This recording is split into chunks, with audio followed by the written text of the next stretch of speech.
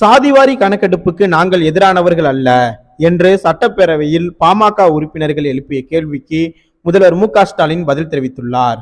சாதிவாரி மக்கள் தொகை கணக்கெடுப்பை தமிழக அரசே எடுத்து நடத்த வேண்டும் என்று பாமக உறுப்பினர்கள் இன்று தமிழக சட்டப்பேரவையில் குரல் கொடுத்தனர். ஆனால் ஆளுநர் உரையில் இது பற்றி தெளிவாக குறிப்பிடப்பட்டுள்ளது என்று கூறி இது குறித்து பேரவையில் விவாதிக்க மறுக்கப்பட்டது.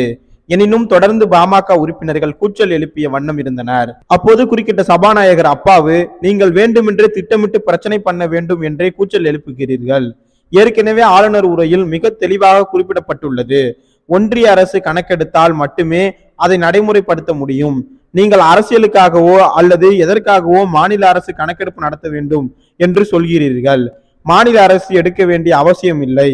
மாநில அரசு கணக்கெடுப்பு நடத்தினாலும் அதனை நடைமுறைப்படுத்துவதை யாரும் ஒப்புக்கொள்ள மாட்டார்கள். இந்த அரசியலமைப்பு சட்டப்படி 10 ஆண்டுகளுக்கு ஒரு முறை ஒன்றிய அரசு மட்டும்தான் மக்கள் தொகை கணக்கெடுப்பு நடத்த முடியும். முதல்வர் ஸ்டாலினும் உடனடியாக சாதிவாரி கணக்கெடுப்பு நடத்த கோரி சம்பந்தப்பட்ட அமைச்சகங்களுக்கு அழுத்தம் கொடுத்து இருக்கிறார்கள்.